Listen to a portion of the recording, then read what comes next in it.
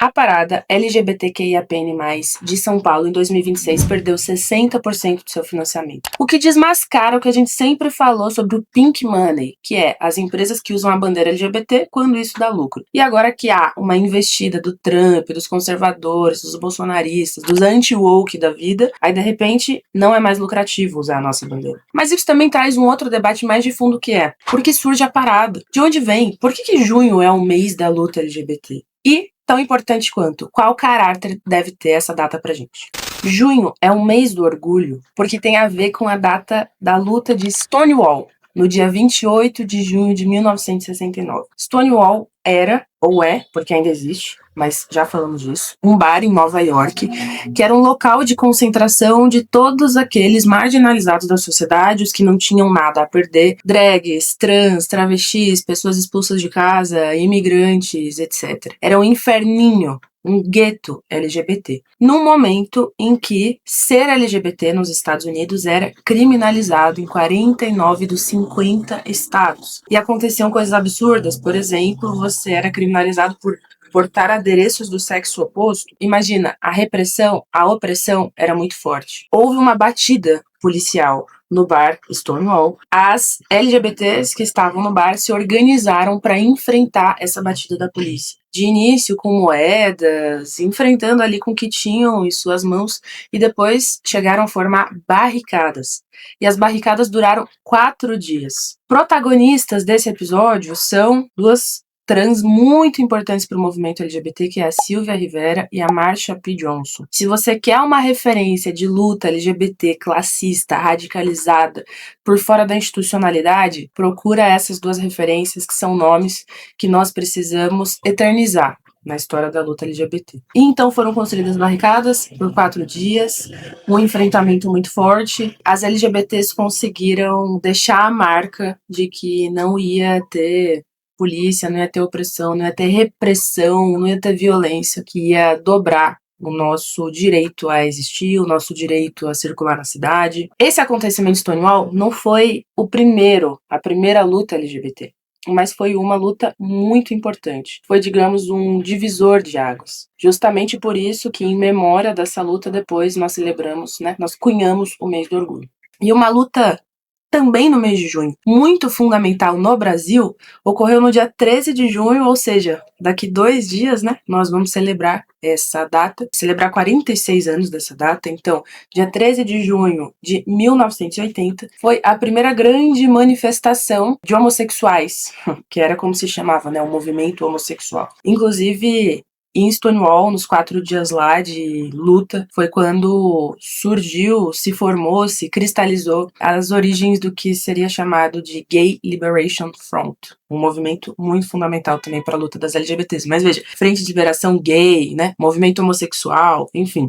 Ainda bem que nós conseguimos ir mudando essas coisas ao longo da história para ir abarcando outras orientações, outras identidades, mas no passado era dessa forma. Então, uma das primeiras passeatas dos movimentos homossexuais no Brasil ocorreu nessa data. E foi em São Paulo, uma caminhada do Teatro Municipal até o Largo do Aroche. O Aroche é uma região historicamente marcada pela presença LGBT, também é uma região historicamente marcada pela prostituição, então tem a ver, as trans e travestis ocuparem esse espaço e por isso também ser reconhecido como uma região LGBT. Essa caminhada queria protestar contra também a violência e a repressão policial. Naquela época era o governo Maluf, e tinha um delegado de polícia chamado Richetti, um carniceiro, perseguia a classe trabalhadora, perseguia LGBTs, trans, travestis, imigrantes, os mesmos que frequentavam o bar lá em Stonewall, os que não têm nada a perder, a mesma coisa aqui em São Paulo. E havia batidas policiais constantes em locais LGBTs, saunas, bares, etc. E eles criminalizavam as pessoas com a lei da vadiagem, que era, no passado, uma lei que existia que você tinha que comprovar sua identidade e ter carteira de trabalho assinada. Então, imagina quantas pessoas em situação de rua,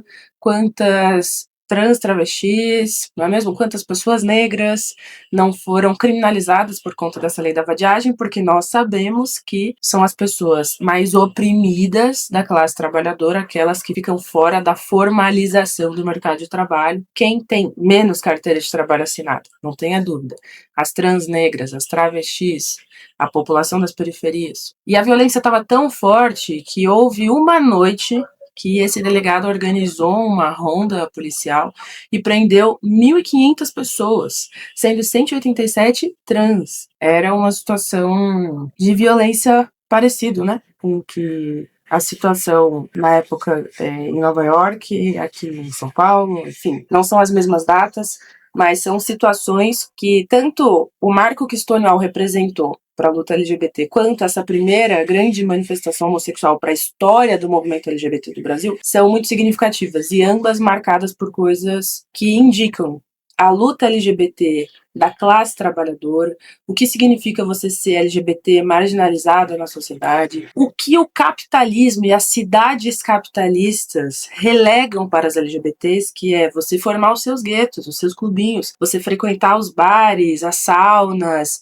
o subúrbio, né, o submundo, digamos, das cidades, e como as nossas existências foram criminalizadas, perseguidas e tratadas com muita, muita violência. Importante falar que no Brasil era a época da ditadura militar. E tem uma série de coisas que nós descobrimos depois de operações da ditadura contra LGBTs, né? O que isso diz para nós? O que esses dois episódios dizem para nós? Acho que dizem muitas coisas, né? Primeiro, acho que rememora quem são os nossos aliados. Ainda mais em tempos de pink money e disso tudo acontecendo com as empresas, que é a nossa luta nasceu da aliança, da unidade dos explorados e oprimidos. Não é à toa que lá em Stonewall iam pessoas que foram expulsas de casa, iam imigrantes, ainda que não fossem LGBTs. E não é à toa que nós estivemos ombro a ombro, claro, com as travestis na linha de frente, lutando contra a repressão policial. Não é à toa que no Brasil, nos anos 80, perseguiam muito as LGBTs, mas criminalizavam as pessoas na lei da vadiagem,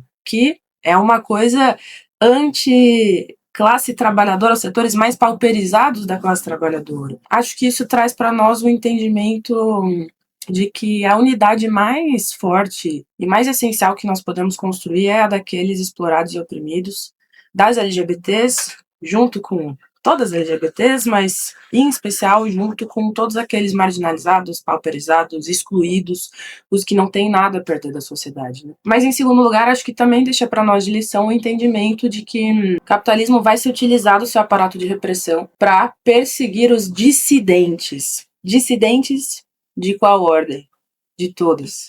Sinceramente, de todos. Esse termo dissidente é bastante usado, né, na atualidade, para falar dos dissidentes de gênero. Mas eu gosto bastante dessa palavra, de pensar nisso, nos que não se encaixam, nos dissidentes, nos fora da norma, à margem, marginalizados nesse sentido, à margem, né? Quem são os dissidentes do sistema? Todos aqueles que não se adequam no ideal de sucesso ou no padrão que o sistema tenta impor do que é correto, o que é normal e o que é a posição de sucesso. E aí entram quem? Entram os cis, entram os héteros, entram os homens, mas tem um componente de classe também, né? O ideal de sucesso, a norma, o padrão, é uma norma burguesa, o que significa o seu estilo, a sua estética, é bastante associado com os valores da classe dominante. Uma pausa aqui rapidinho. Se você ainda não deixou o seu like, ainda não se inscreveu no canal, esse é o momento, vai ajudar muito a fortalecer a luta contra o capitalismo. Então, veja de que maneira, em 69, nos Estados Unidos, durante a ditadura militar, o sistema sempre busca mecanismos, né? Seja enquadrar na lei da vadiagem, seja criminalizar a existência LGBT, seja fazer operações nos lugares que a gente frequenta, mas sempre buscando mecanismos para transformar a nossa existência, a nossa circulação pela cidade numa coisa vista, entendida como perigosa, como suja, como danosa para a cidade, como algo de um submundo mesmo. O que é que eu acho que é importante da gente resgatar? A luta pelos nossos direitos LGBT, nasceu de confrontos muito profundos, por fora de qualquer institucionalidade. E com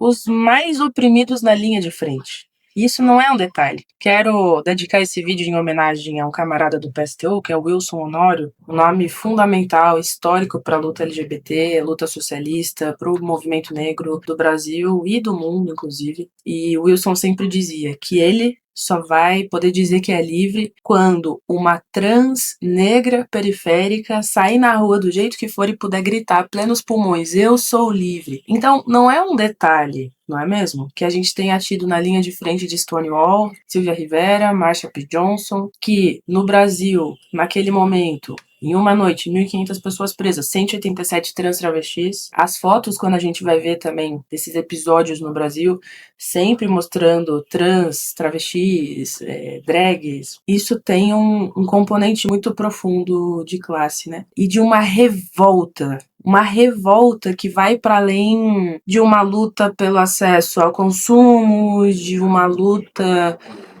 por representatividade, que são os contornos com os quais o sistema conseguiu enquadrar a luta LGBT hoje, não é mesmo? Uma vez que o Pink Money passa a existir, passa a ser utilizado como tática pelo capitalismo, governos, etc., empresas, a luta LGBT ela se resume a você ocupar um cargo de prestígio, de poder, ou você ter mais acesso a lojas, que circular por ambientes da elite que antes LGBTs não eram chamadas a circular. É claro que tudo isso tem importância. Nós não queremos viver nesse submundo pro resto da nossa vida.